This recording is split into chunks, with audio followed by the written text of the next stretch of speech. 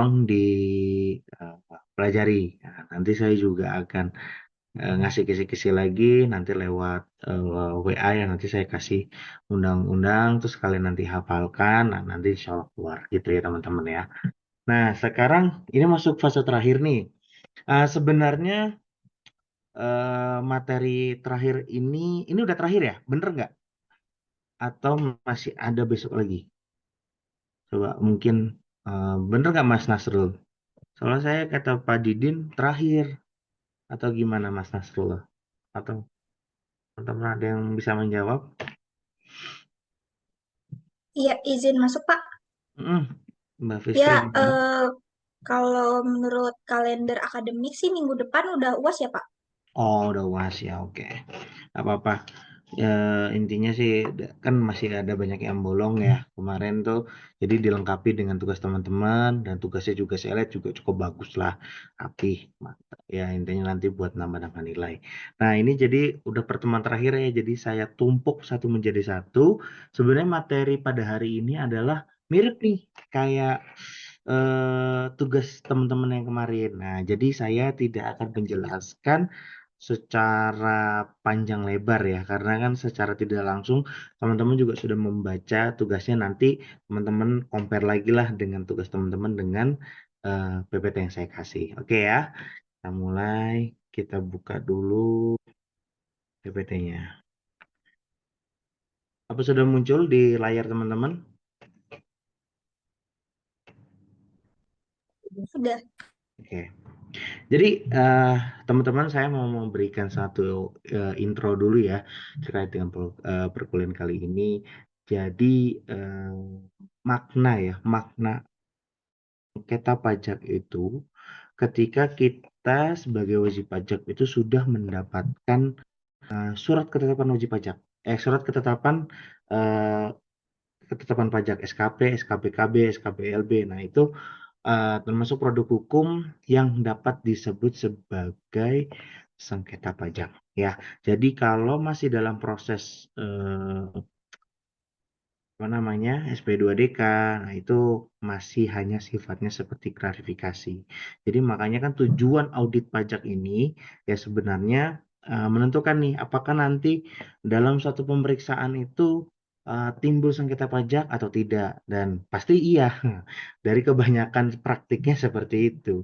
Karena nah setiap saya em, kena nih dalam suatu pemeriksaan ya istilahnya saya tidak mustahil sekali menemukan adanya oh ya udah saya ikut nilainya wajib pajak aja, nggak ada pemeriksaan yang seperti itu.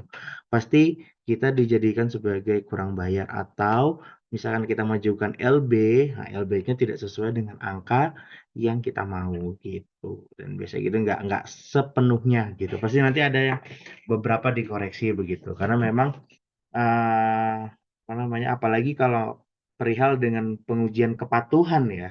Kalau kalau pengujian kepatuhan pasti eh, DJP melakukan pemeriksaan ini bukan tanpa alasan, pasti ada alasannya seperti itu ya teman-teman. Alasannya dalam arti oh ya berarti ini wajib pajak mungkin ada kesalahan pengisian segala macam. Nah itu akhirnya dilihat ada suatu transaksi-transaksi yang mungkin oh kayaknya perlu ditindaklanjuti seperti itu teman-teman ya.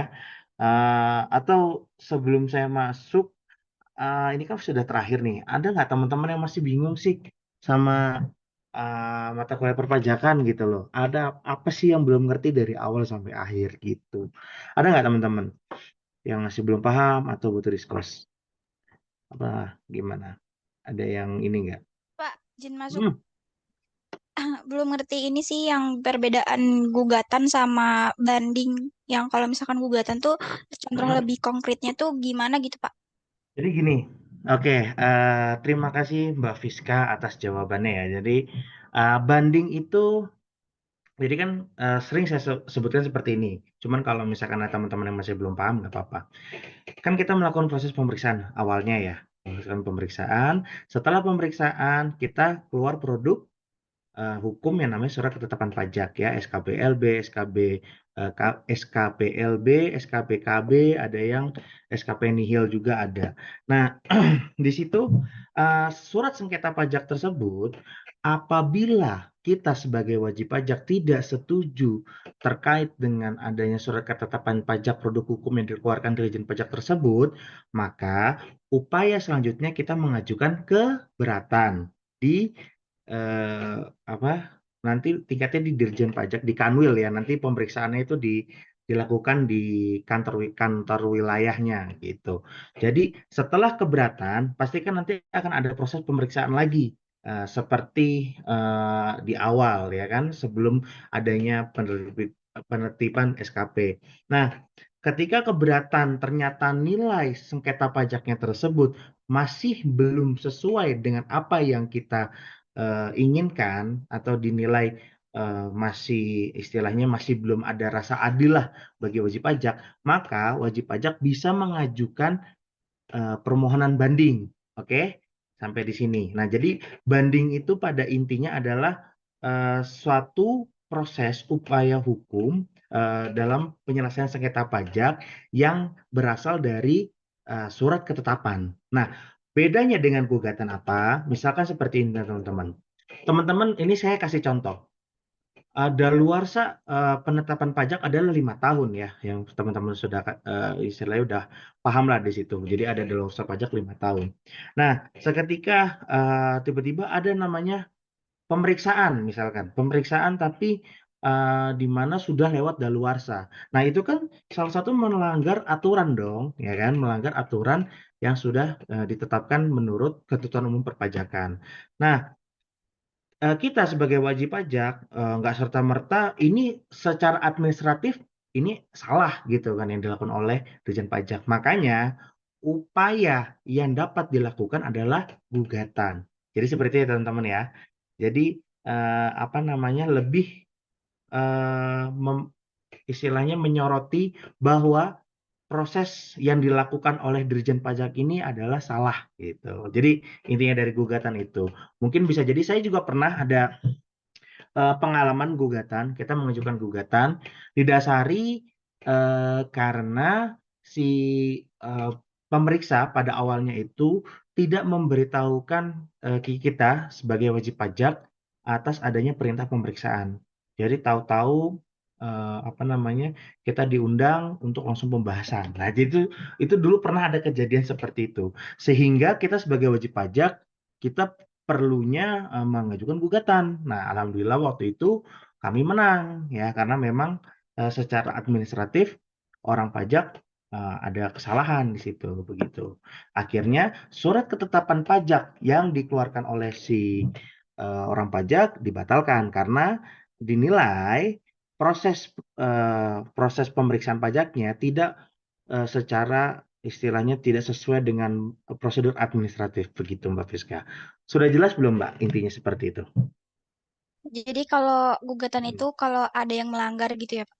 Ya, betul. Jadi kalau dari melanggarnya itu melanggar dalam arti dari ini ya, proses administrasinya ya, dari awal dari hulu ke hilirnya. Apakah ada kesalahan nih? Apakah ada penyelewengan kah di dalam proses pemeriksaannya gitu. Kan barulah di situ kita bisa mengajukan gugatan. Jadi begitu ya teman-teman ya perbedaannya. Jadi kalau kalau kebanding itu berkaitan dengan nilai ya, nilai yang ada di surat ketetapan pajak nilainya yang kita eh, apa namanya usahakan seperti itu ya teman-teman ya. Cukup jelas ya. Ada lagi buat teman-teman yang mau bertanya? Oke, bagus Mbak Fiska. Mas Nasrullah, apa masih ikut di Zoom ini Mas? Mas?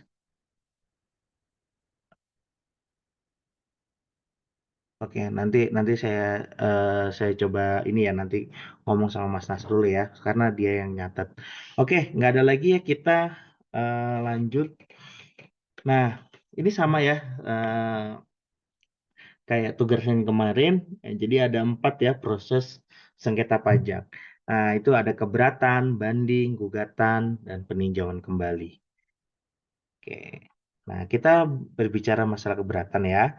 Nah, jadi menurut merujuk pada pasal 25 ayat 1 KUP ya keberatan pajak dapat diartikan sebagai upaya yang ditempuh wajib pajak yang kurang atau tidak puas atau tidak sependapat dengan hasil pemeriksaan pajak yang tertuang dalam produk hukum yang dikeluarkan oleh Dirjen Pajak, yaitu surat keterangan pajaknya. Jadi jelas ya teman-teman ya. Keberatan dilakukan ketika memang kita berbicara masalah adanya masalah angka ya di sini, misalkan orang pajak ngeklaim pajak kurang bayar kita 1 miliar sedangkan kita nihil. Nah, seperti itu ya teman-teman. Kita ngeklaim seperti itu. Jadi itu masuk ke keberatan. Nah, syarat pengajuan keberatan di sini harus diajukan secara tertulis dalam bahasa Indonesia, tertulis dalam arti diketik juga nggak apa-apa. Nah, di situ nanti ada juga kalian kalau misalkan penasaran bagaimana sih surat pengajuan keberatan, itu di Google juga banyak. Ada lampir-lampirannya, surat keberatan gimana ngajuinnya gitu. Nah, nanti teman-teman ngajuinnya kalau untuk keberatan juga tetap di KPP, meskipun nanti tujuannya kita melakukan pemeriksaannya di Kanwil. Tapi untuk pengajuan suratnya di KPP tempat wajib pajak. Jadi begitu ya. Terus kedua, mengemukakan jumlah pajak yang terutang atau jumlah pajak yang dipotong atau dibungut atau jumlah rugi menurut perhitungan wajib pajak. Nah, jadi alasan-alasannya di dalam surat pengajuan keberatan itu diceritakan ya teman-teman. Jadi alasannya apa? Alasannya kenapa kita keberatan? Kalau misalkan tanpa ada alasannya ya kemungkinan besar ditolak ya surat pengajuan keberatan tersebut. Dan yang ketiga, jadi satu keberatan diajukan hanya untuk satu surat ketetapan pajak. Jadi gampangnya seperti ini ya teman-teman. Misalkan dalam 1 tahun kita dilakukan pemeriksaan PPN, ya 1 tahun dari Januari sampai Desember. Nah, otomatis ketika kita mengajukan keberatan, nah itu per bulan, ya. Jadi Januari, Februari, Maret, April, Mei, Juni sampai Desember itu dibuat masing-masing satu. Jadi sesuai dengan surat ketetapannya. Nah, biasanya memang ketika masalah masa ya maupun PPh 21 maupun PPN, kalau misalkan kita sudah berbicara 1 tahun tanpa menjelaskan spesifik 1 bulan, nah berarti sudah jelas tuh, berarti per bulan harus dibuatkan surat keberatannya. Karena nanti produk hukumnya, SKP-nya itu juga satu-satu masing-masing. Jadi nanti ngikutin aja masing-masing dari surat ketetapan pajaknya, begitu ya. Terus yang keempat, wajib pajak telah melunasi pajak yang masih harus dibayar paling sedikit sejumlah yang telah disetujui wajib pajak dalam pembahasan akhir hasil pemeriksaan atau pembahasan hasil verifikasi sebelum surat keberatan disampaikan. Oke, teman-teman, syarat ini mungkin di notes ya. Maksudnya dalam arti kenapa? Karena saya mau sharing juga dalam pengalaman saya. Jadi ada beberapa WP yang tidak mampu membayar sengketa pajaknya karena dinilai mereka sudah tidak memiliki finansial yang cukup baik.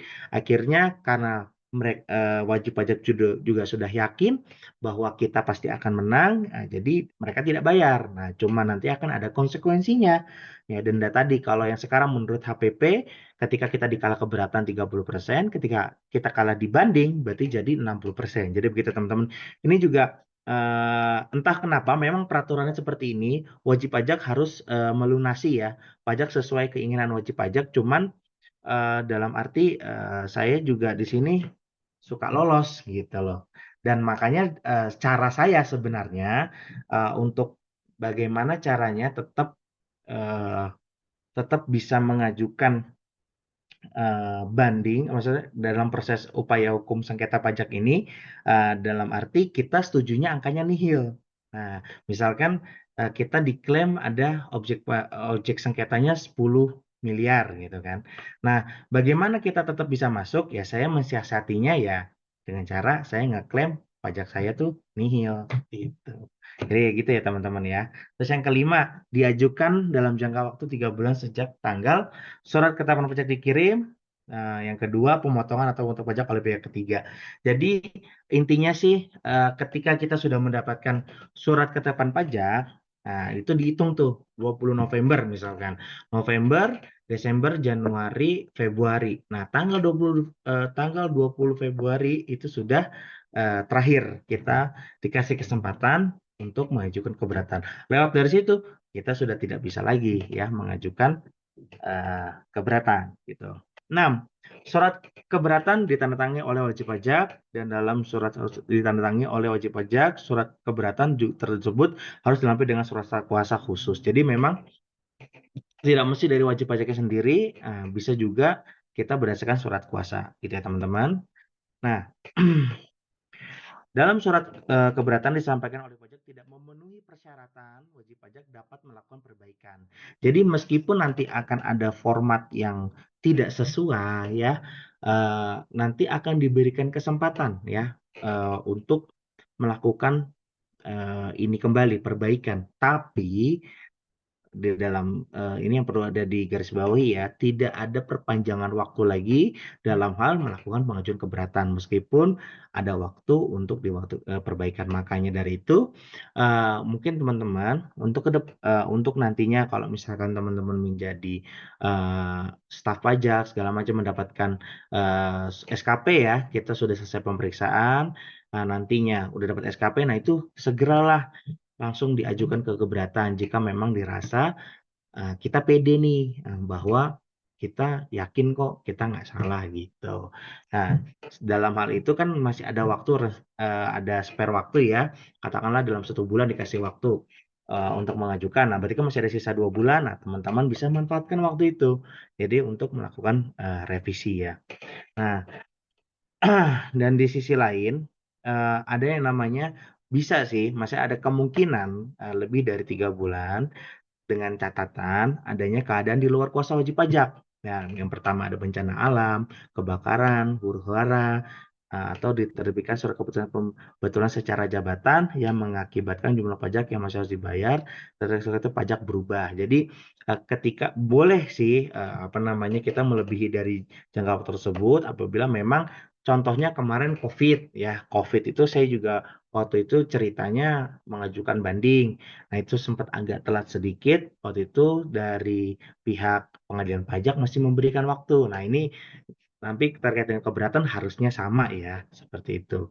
Nah, beda lagi kalau misalkan nanti kita mendapatkan surat keputusan pembetulan secara jabatan. Nah, artinya dari jabatan tersebut berarti kita adanya perubahan nilai yang apa namanya berasal dari si pemeriksa ini. Jadi kalau misalkan memang ada jabatan istilahnya nilainya berubah dari pihak Dirjen Pajaknya, ya berarti masih boleh tuh dikasih kesempatan waktunya. Cuman ini jarang sekali ya terjadi.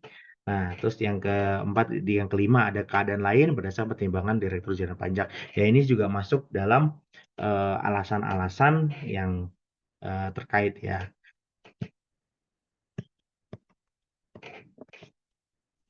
Oke, kita lanjut. Nah, oke, ini sedikit wajib pajak menyampaikan surat keberatan ke kantor pelayanan pajak tempat wajib pajak terdaftar. Nah, jadi ini ya teman-teman, jadi seperti apa yang saya tadi omongkan, jadi ketika mengajukan keberatan tetap di KPP, meskipun nanti kita diperiksa oleh pihak Kanwil. Pihak Kanwil si peneliti keberatan ini. Jadi seperti itu.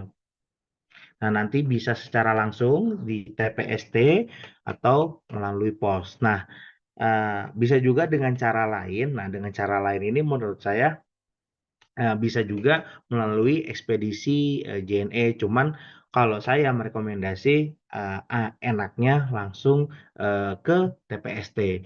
Karena pernah ada kejadian begini teman-teman. Kami mengajukan keberatan ya.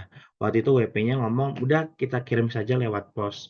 Nah, karena memang jauh ya, di sisi lain jauh, dan WP-nya juga sendiri mau melewat pos, dan akhirnya waktu itu ada 4 surat ketetapan pajak. Nah, namun karena kita lewat pos, itu ada yang ketelisut, mungkin nggak tahu juga, hanya 2 yang masuk. Nah, disitulah jadi kita yang jadi rugi sebagai wajib pajak. Nah, jadi kita tidak bisa meneruskan atau melanjutkan upaya penyelesaian sengketa pajak tersebut. Dan saya rekomendasikan ketika melakukan pengajuan keberatan langsung secara langsung di KPP, begitu ya teman-teman. Dan ketika kita secara langsung di KPP, otomatis kita akan mendapatkan BPS ya, bukti penerimaan surat. Jadi kalau misalkan data kita nggak masuk, nah kita punya pegangan di situ. Nah, oke. Pencabutan surat pengajuan keberatan. Nah, apakah ketika kita sudah diajukan bisa dicabut? Tentu bisa. Nah, wajib pajak dapat mencabut pengajuan keberatan yang telah disampaikan ke Dirjen Pajak sebelum tanggal diterima surat pemberitahuan untuk hadir oleh wajib pajak. Pencabutan pengajuan keberatan dilakukan melalui penyampaian permohonan dengan memenuhi syarat sebagai berikut. Nah, yang pertama, permohonan harus diajukan secara tulis dalam bahasa Indonesia dan mencantumkan alasan pencabutan. Oke, yang kedua, surat permohonan ditandatangani oleh wajib pajaknya juga, dan juga kalau misalkan dikuasakan harus berdasarkan surat kuasa khusus. Yang ketiga, surat permohonan harus disampaikan ke kantor pelayanan pajak tempat wajib pajak terdaftar dengan tembusan kepada Dirjen Pajak dan Kepala Kantor Wilayah Dirjen Pajak. Nah, jadi perlu diingat ya teman-teman, ada kata-kata Kepala Kantor Wilayah Dirjen Pajak. Jadi bisa melakukan pencabutan. Jadi memang saya juga punya cerita terkait dengan pencabutan ini. Jadi ada salah satu WP ya kan, memang di sini WP-nya saya nilai dalam proses pencatatan, pembukuan segala macam itu memang kurang baik ya, dalam arti kurang tertata dengan rapi. Nah, akhirnya pada saat itu kita sepakat kita keberatan. Nah, ketika kita dalam proses keberatan ya, nah, data-data yang dibutuhkan sampai dengan saat itu, kita sebagai waktu itu konsultannya menilai ini mana nih data-datanya kita diperlukan, dan akhirnya kami konfirmasi lagi ke wajib pajaknya, oh ternyata memang data-data sudah pada hilang gitu karena dulu dihandle oleh karyawan yang lamanya. Jadi seperti itu teman-teman. Nah, kami menyarankan daripada harus kita lanjutin tapi tidak ada bukti yang membuat sengketa ini terang benderang, lebih baik kita melakukan pencabutan. Nah, jadi gitu ya teman-teman ya. Jadi untuk kita juga supaya menghindari resiko sanksi tadi ya. Kalau yang sekarang berdasarkan HPP 30% ya kan, kalau dulu 50% kan sayang ya teman-teman. Karena dilihatnya nanti di apa namanya, dikalikannya berdasar istilahnya pajak kita misalkan 3 miliar. Nah, ini udah sanksi kita 30% dari 3 miliar ini, begitu ya teman-teman. Nah, oke. Teman-teman, saya izin balas WA dulu ya sebentar. Sebentar.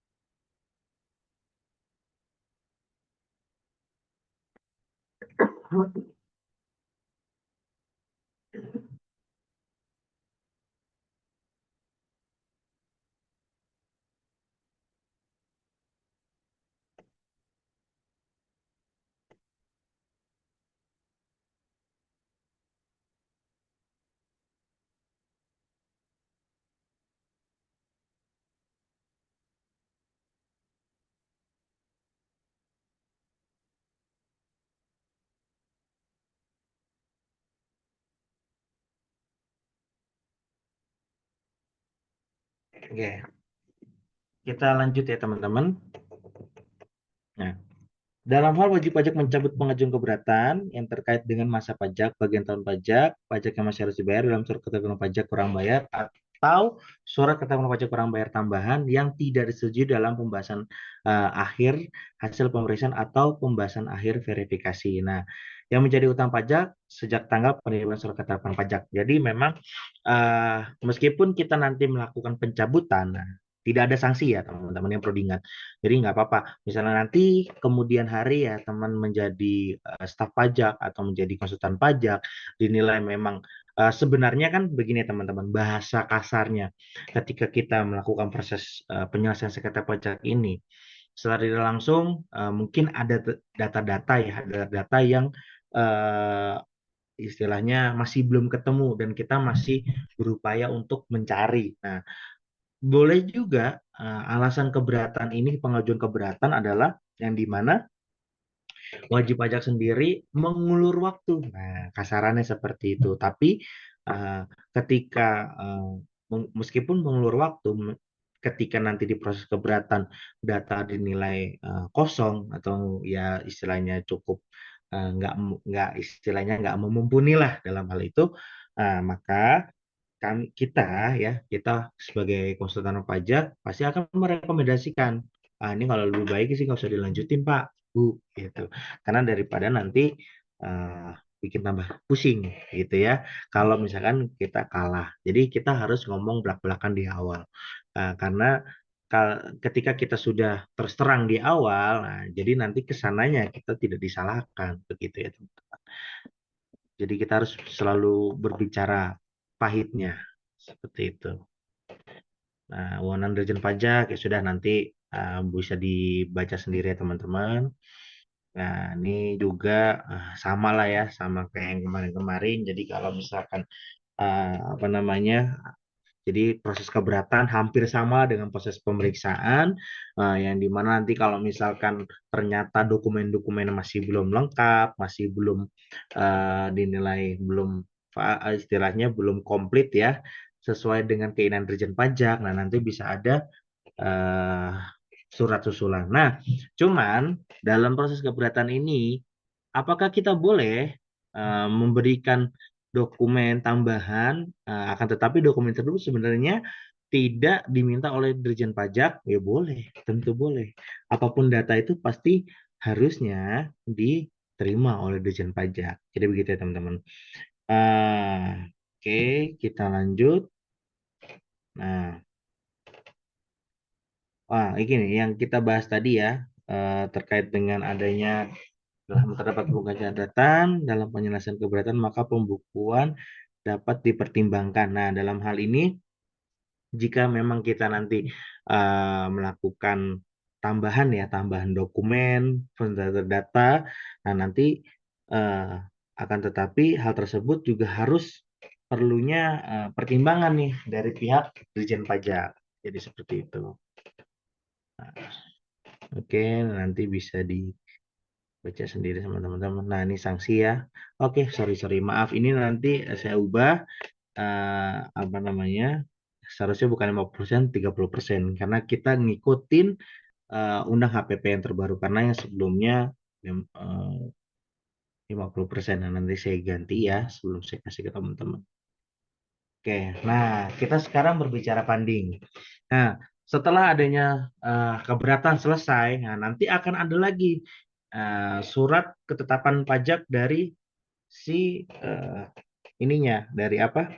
Dari hasil keberatan itu ada surat ketetapannya lagi. Nah, hasil ketetapan dari keberatan tadi, nah, misalkan kita sebagai wajib pajak dirasa belum puas, ya, dirasa belum puas, kita bisa mengajukan banding. Jadi seperti apa yang ditanyakan oleh Mbak siapa tadi, Mbak Fiska ya, Mbak Fiska tadi. Nah, nanti ujung-ujungnya ya dibanding. Kalau misalkan memang keberatan apa yang angka kita mau tidak dikasih, ya kita harus ke banding. Nah, cuman memang biasanya di proses keberatan ini sangat sulit sekali ya untuk di-drop angkanya. Karena dalam arti biasanya dari tim keberatan dan tim pemeriksa itu sama-sama otaknya sama karena berada di dalam satu instansi yang sama di bawah Kementerian Keuangan. Nah, jadi maka dari hal itu ya menurut hemat saya ya pasti mereka kalau misalkan di keberatan diterima terus tanpa adanya apa namanya bukti yang sangat berbeda gitu dibanding dengan pemeriksaan, pasti otomatis akan menimbul ke suatu kecurigaan, ya kan?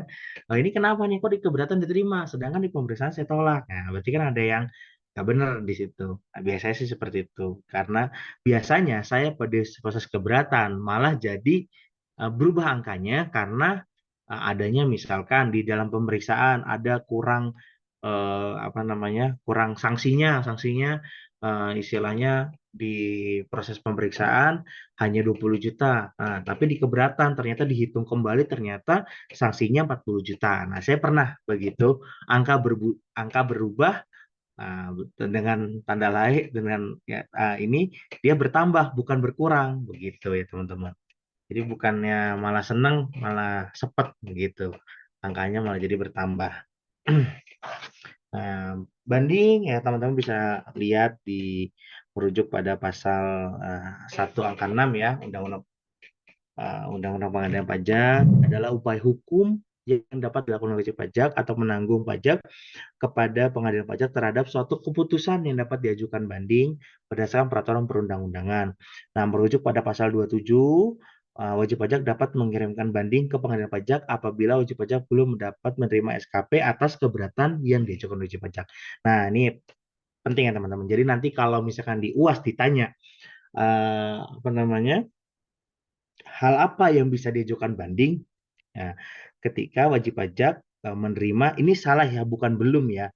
Ini sebentar saya perbaiki. Jadi wajib pajak udah dapat menerima SKP. Oh, sorry, sorry. Ini benar. Belum dapat menerima SKP atas keberatan yang diajukan wajib pajak. Jadi memang di saat ini kita masih belum terima ya, masih belum logo terkait dengan keputusan keberatan. Nah, baru nanti muncul di kita bisa mengajukan ke banding. Jadi begitu teman-teman ya. Perlu diperhatikan ya. Jadi kalau misalkan nanti di UAS ada soalnya, nanti bakal keluar seperti itu. Oke, di objek banding ya sama ya istilahnya yang nanti bisa teman-teman baca sendiri. Nah, persyaratan banding juga sama ya teman-teman sama kayak keberatan. Jadi ketika teman-teman sudah mendapatkan ketetapan ya pada saat proses keberatan, maka diberikan waktu 3 bulan sejak diterimanya keputusan keberatan kecuali diatur lain dalam peraturan perundang-undang. Nah, saya pernah lebih dari 3 bulan karena di saat itu lagi ada kejadian force majeure yaitu COVID-19. Nah, alhamdulillah pada saat itu saya dikasih waktu karena waktu itu telatnya kalau nggak salah 2 minggu. Nah, itu karena adanya lockdown ya pada saat itu, akhirnya susah akses. Waktu itu juga klien jauh, ya kan, keterbatasan di situ juga, dan kita juga susah kemana-mana. Nah, itu makanya dari itu kita diberikan waktu dan diterima tanpa harus mengajukan surat apapun, begitu ya teman-teman. Nah, terhadap satu keputusan dilakukan satu surat banding. Sama ya teman-teman, seperti di keberatan juga. Jadi satu SKP, surat ketetapan, ya satu surat banding. Nah, terus yang keempat, banding diajukan dengan disertai alasan-alasan yang jelas. Sama ya teman-teman. Dan dicantumkan tanggal diterima surat keputusan yang dibanding. Yang kelima, pada surat banding dilampirkan salinan keputusan yang dibanding. Yang keenam, pemohon banding. Nah, di sini kita ngomongnya bukan wajib pajak lagi ya pada saat proses banding yaitu namanya menjadi pemohon banding. Nah, di apa namanya? Kita kalau misalkan lagi sidang di pengadilan pajak ya disebutnya bukan wajib pajak lagi, pemohon banding gitu. Dan nanti si orang pajak disebut terbanding. Jadi seperti itu ya teman-teman. Sama seperti di peradilan biasa misalkan kita gugat menggugat yang melakukan apa namanya? Yang melakukan gugat siapa ya kan yang merasa digugat siapa pemohon dan tergugat gitu sama.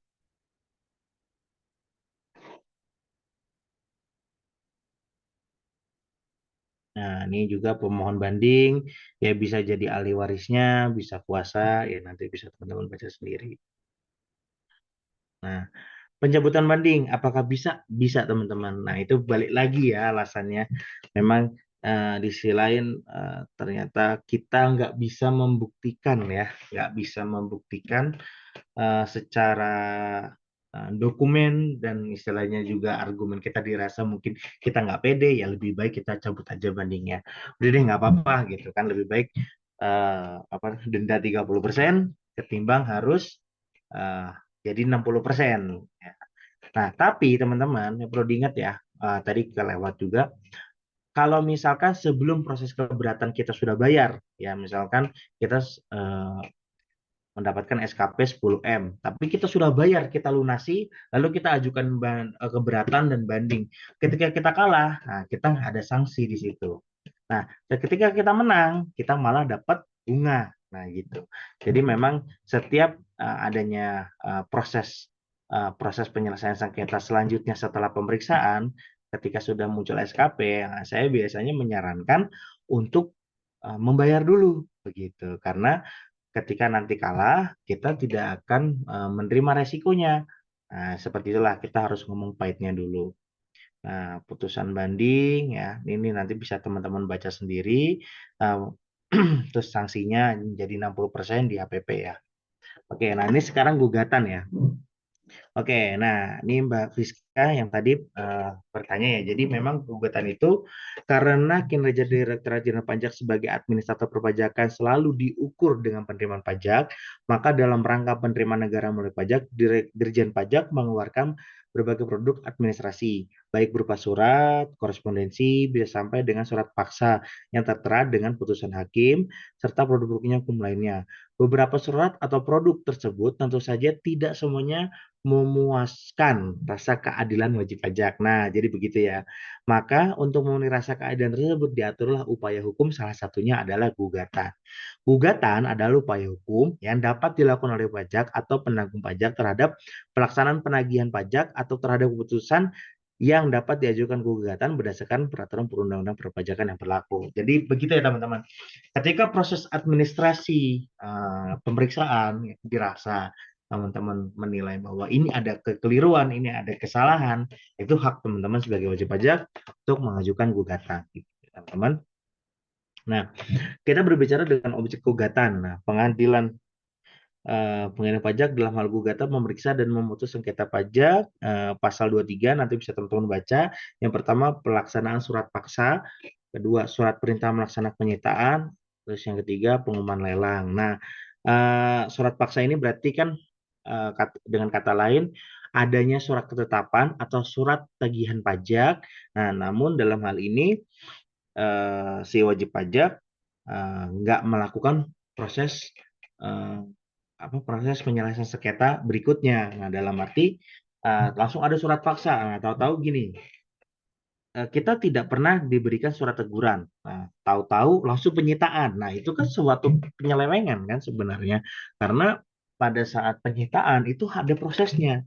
Nah, harus ada surat paksa dulu. Nah, biasanya kalau surat paksa itu per satu suratnya itu kita dikenakan 50.000. Nah, terus juga ada sebelum surat paksa sebenarnya ada surat teguran juga dari KPP tersempat. Jadi kalau misalkan kita nggak dikasih prosedurnya tersebut, nah kita sebagai wajib pajak berhak tuh mengajukan gugatan. Yang kedua, keputusan pencegahan dalam rangka penagihan pajak. Terus yang ketiga, keputusan yang berkaitan dengan pelaksanaan keputusan perpajakan, selain tertekan pasal 25 A1 dan 26 KUP nanti bisa teman-teman baca. Yang keempat, penerimaan surat keterangan pajak atau surat keberatan yang dalam penerimaan itu tidak sesuai dengan prosedur atau tata cara yang telah diatur dalam ketentuan peraturan perundangan perpajakan. Nah, jadi begitu teman-teman ya. Jadi meskipun dalam proses pemeriksaan pajak ya, meskipun surat ketetapan pajak dan keberatan, ya itu adalah istilahnya di dalam proses tersebut terdapat ada pelanggaran administratif yang dilakukan oleh Dirjen Pajak yang tidak melakukan aturan-aturan sebagaimana seharusnya, maka kita bisa ya mengajukan gugatan untuk melakukan pembatalan SKPKB misalkan seperti itu. Karena saya pernah seperti ini, akhirnya SKPKB-nya dibatalkan. Tapi apakah kita aman? Oh tidak, tentu tidak, pasti akan ada potensi lagi kita diperiksa, ya kan? Karena dinilai ada satu sengketa pajak yang belum terpenuhi oleh wajib pajak. Nah, ini kan membatalkan SKPKB kan awalnya kan hanya adanya prosedur yang tidak dilakukan oleh si pemeriksa misalkan. Nah, ketika sudah dibatalkan, ya berarti nanti akan ada potensi diperiksa lagi dengan prosedur yang benar. Jadi seperti itu ya teman-teman. Jadi saya ini pengalaman seperti itu. Saya pernah melakukan ada pemeriksaan ya terkait dengan 4 ayat 2. Lalu tidak ada sesuai prosedur. Nah, kita ngajuin ke gugatan. Nah, akhirnya gugatan itu dikabulkan dan akhirnya SKB-KB tersebut cacat ya dan batal. Nah, apakah kita aman dari sengketa pajak tersebut? Oh, tentu tidak. Kita masih diperiksa lagi begitu, teman-teman. Dan sekarang eh, sengketanya ini lagi dalam proses banding. Nah, ini sudah sampai di ujung acara. Jadi gitu ya, teman-teman. Oke, nah ini persyaratan gugatan. Nah, itu tiga ya nanti bisa teman-teman baca semua ya. Nah, permohonan gugatan sama pencabutan gugatan juga bisa dicabut kembali. Permohonan penundaan ini juga bisa diajukan, nanti bisa teman-teman baca. Oke, juga. Oke.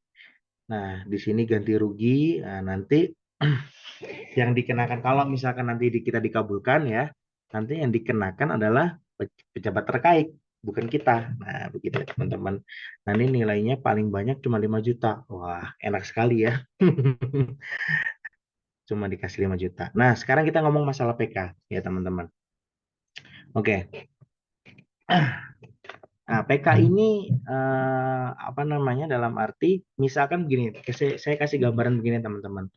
Apabila misalkan dibanding ternyata kita adanya putusan ditolak lah, secara langsung ditolak oleh hakim. Apakah kita bisa melakukan PK atau peninjauan kembali? Tentu bisa. Nah, dalam arti gini, kalau misalkan putusannya adalah menolak, ya kan, menolak seluruh permohonan banding yang dilakukan permohonan banding, misalkan kata-kata seperti itu, kita bisa mengajukan PK dengan catatan adalah novum, adanya bukti baru. Nah, di situ. Uh, tapi kalau misalkan novum itu memang agak sedikit susah ya. Nah, cuman kalau misalkan kita sebagai konsultan pajak, cobalah kita ajukan aja ya novum bukti baru tersebut. Karena memang ketika hasilnya kita ditolak ya, permohonan banding itu ditolak, maka biasanya memang PK pun juga ditolak kalau tanpa didasari adanya novum yang kuat gitu teman-teman. Nah, nah, kalau di dalam PK ini ya, kalau dibanding dan keberatan itu ada nilai sanksinya, ada dendanya, tapi kalau di PK ini nggak ada gitu ya teman-teman. Nah, di peninjauan kembali ini ya diajukan ke Mahkamah Agung. Nah, gitu ya, istilahnya mahkamah paling terbesar ya, paling atas ya, sejajar dengan MK. Kalau MK kan ngurusin masalah pemilu ya kan. Kalau ini kita nggak. Jadi ini adalah di penghujung cara penghujung penyelesaian sengketa pajak ya, ini adalah di peninjauan kembali. Nah, begitupun juga upaya hukum di kasus-kasus lainnya ya kayak pidana itu pasti ada juga peninjauan kembali begini. Nah, Nah, biasanya ini kalau di peninjauan kembali ini memang sekarang kemarin itu lagi banyak kasus ya. Maksudnya dalam arti banyak sekali orang-orang MA yang ketangkep KPK ya. Mungkin teman lihat juga beritanya banyak yang teman-teman ini karena memang di sini setelah peninjauan kembali ini diterima, setelah itu ya sudah gitu. Dianggap ya sudah selesai, nggak ada upaya upaya lagi nih kita sebagai wajib pajak. Nah, makanya dalam ini banyak nih ya kasus-kasus di MA ini disuap ya kan, oleh salah satu, tapi memang biasanya kasus-kasus di peradilan umum ya itu banyak sekali bisa teman-teman lihat di berita ya. Jadi saya setiap pagi saya suka ngeliat atau saya juga follow Instagramnya KPK ya gitu, saya ngeliat wah ini MA kena, wah dan ini memang di sini godaannya sangat besar sekali ya teman-teman. Nah, tapi saya memang belum pernah melihat dan juga sebenarnya jarang ya kalau kalau sengketa pajak itu kalau meranah ke PK itu biasanya memang sulit ya diterimanya karena memang pengadilan pajak itu putusannya dianggap sebagai eh, berkekuatan hukum tetap. Nah, jadi seperti itu teman-teman. Jadi kalau misalkan kita nggak punya bukti novum yang kuat-kuat banget, nah itu pasti akan ada indikasi ya kita pasti bakal ditolak begitu ya teman-teman.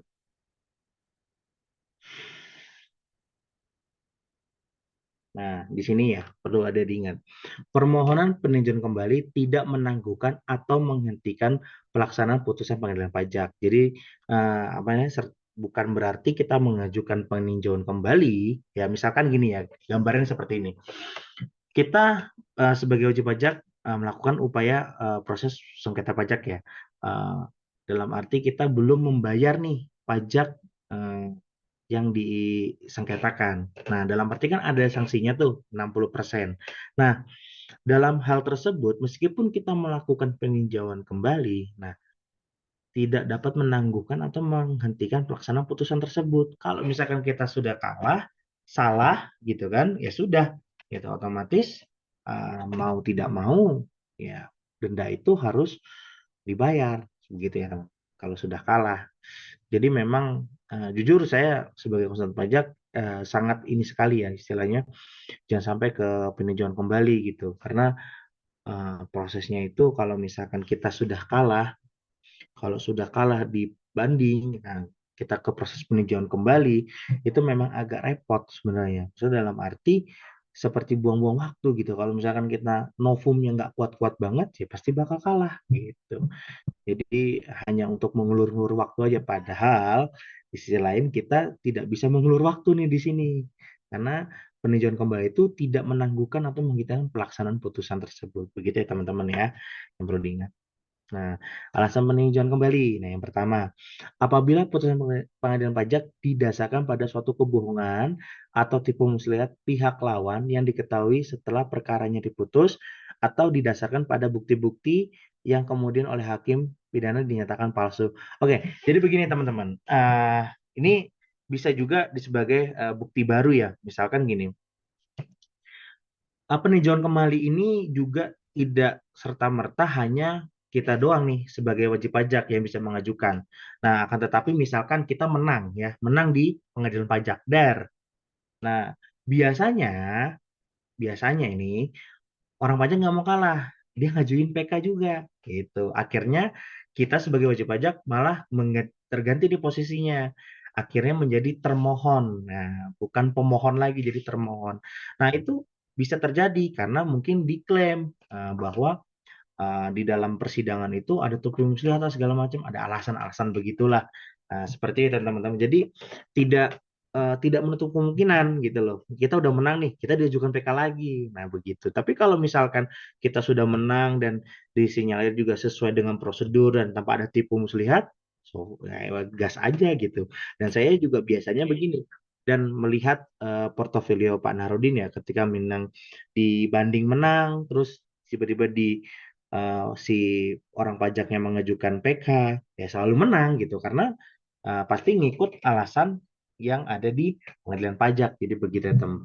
Karena kan pengadilan pajak itu berkekuatan hukum tetap. Nah, jadi memang udah agak susah tuh kalau diubah-ubah gitu seandainya memang kita sudah mengikuti rules yang ada. Yang kedua, apabila terdapat bukti tertulis baru. Nah, bukti tertulis baru ini adalah novum ya teman-teman yang saya tadi udah sebutkan. Nah, ini biasanya nih kita nih sebagai wajib pajak yang bisa mengeluarkan hal tersebut gitu. Terus yang ketiga, apabila telah dikabulkan suatu hal yang tidak dituntut atau lebih daripada yang dituntut kecuali yang diputuskan berdasarkan pasal 80. Nah, ini kalau pasal 80 itu bicara kalau misalkan kita ditolak, ya udah kita nggak bisa gitu. Apa namanya? Mengajukan peninjauan kembali. Nah, kalau misalkan sebutannya masih seperti mengabulkan sebagian, ya kan, nah itu masih bisa kita mengajukan PK tanpa harus adanya bukti baru. Terus yang keempat, apabila mengenai suatu bagian dari tuntutan belum diputus tanpa dipertimbangkan sebab-sebabnya. Nah, terus jadi kalau misalkan sebab-sebabnya istilahnya ketika dapat putusan kita alasan alasan nggak terimanya nggak ada sebabnya, nah, kita bisa mengajukan PK. Tapi ini nggak mungkin lah, pasti jarang sekali dan biasanya pasti putusan itu pasti ada sebab-sebabnya. Yang kelima, apabila terdapat suatu putusan yang nyata-nyata tidak sesuai dengan ketentuan peraturan perundang-undangan yang berlaku. Nah, ini juga kita masih bisa mengajukan PK, tapi ini juga tidak mungkin gitu kan. Eh, biasanya juga pasti hakim tahulah tidak mungkin juga kalau misalkan memutus menolak ya kan tidak sesuai dengan aturan undang-undang yang berlaku. Jadi gitu ya teman-teman masalah PK ini. Nah, persyaratannya Yang pertama, untuk mengajukan PK itu permohonan PK atas putusan pengadilan pajak diajukan ke Mahkamah Agung dengan diantar secara langsung. Jadi nanti kita melakukan pengajuannya itu tetap di pengadilan pajak ya. Jadi lewat pengadilan pajak, nggak kita masukin ke Mahkamah Agung. Jadi gitu ya teman-teman. Sama kayak di keberatan, meskipun nanti kita prosesnya di Kanwil, kita masukin di KPP seperti itu. Nah, yang beda itu kalau misalkan kita ngajuin banding, ya udah kita ngajuin banding ya di pengadilan pajak, begitu ya teman-teman. Yang kedua, permohonan PK, sorry, yang ketiga, permohonan PK diajukan secara tertulis oleh pemohon. Nah, ini disampaikan secara tertulis ya teman-teman. Yang namanya akta PK. Kalau disebutnya sih akta PK. Yang keempat, PK kembali dapat diterima apabila lancar biaya perkara yang ditentukan dalam surat kuasa untuk membayar telah dibayar lunas. Oke, terkait dengan biaya PK ini, ya ini saya belum saya cantumkan.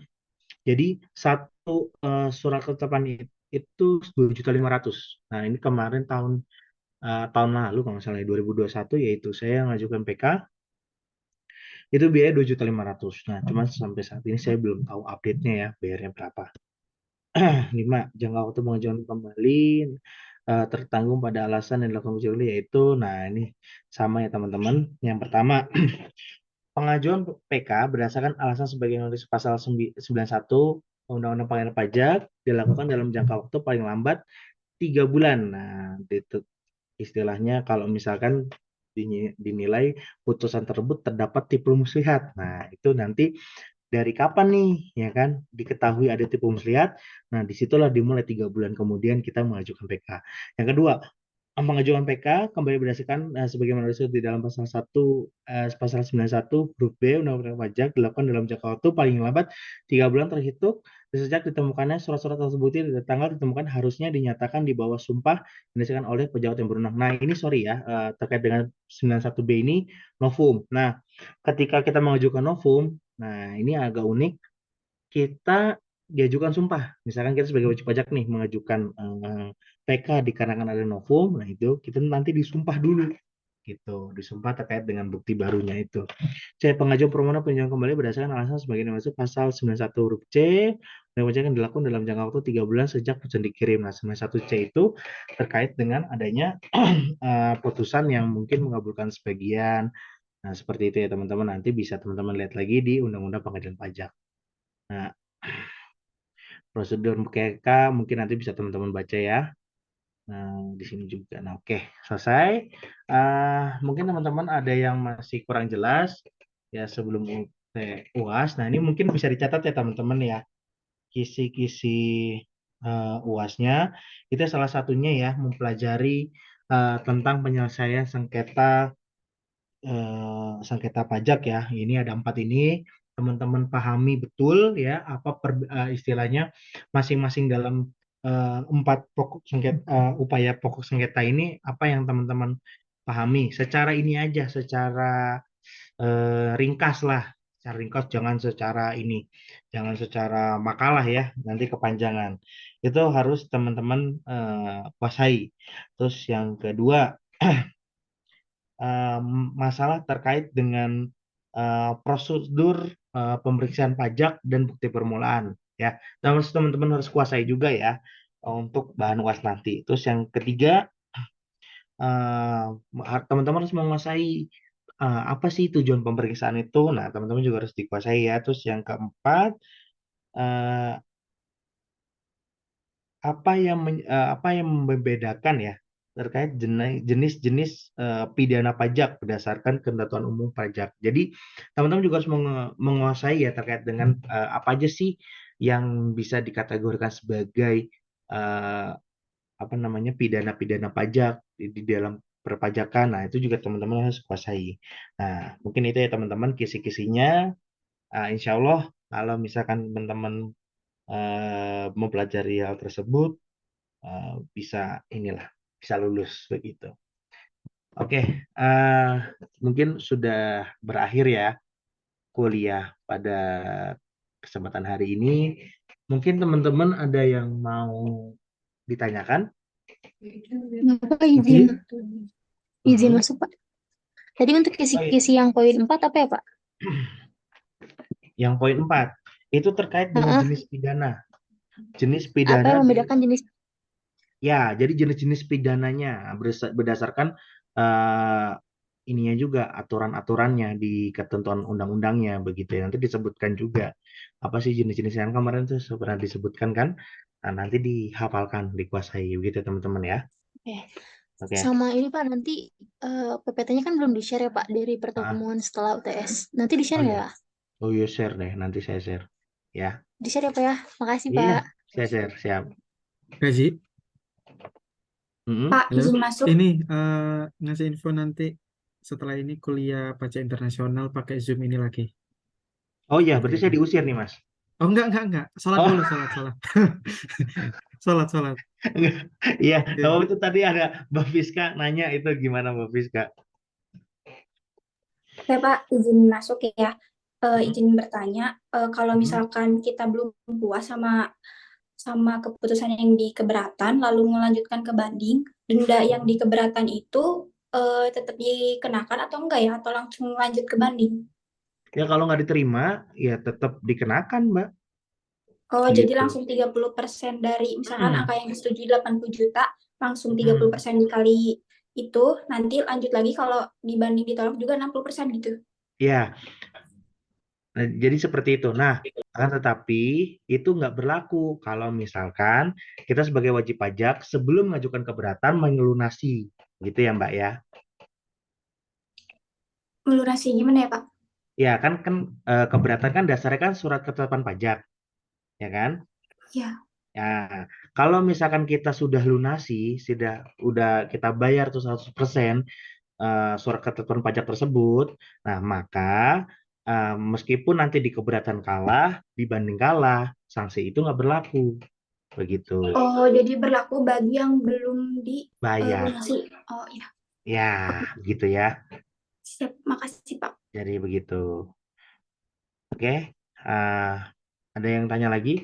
Ini saya juga mau pajak internasional ya sama Pak Nahrudin ya. Ya, oke. Mas Arul, nanti kalau misalkan ada yang mau tanya, silahkan di WA ya. Dilanjutkan di WA lagi. Terus juga nanti jangan lupa di absen gitu ya. Oke teman-teman semuanya, saya ucapkan terima kasih ya kalau teman-teman yang udah mengikuti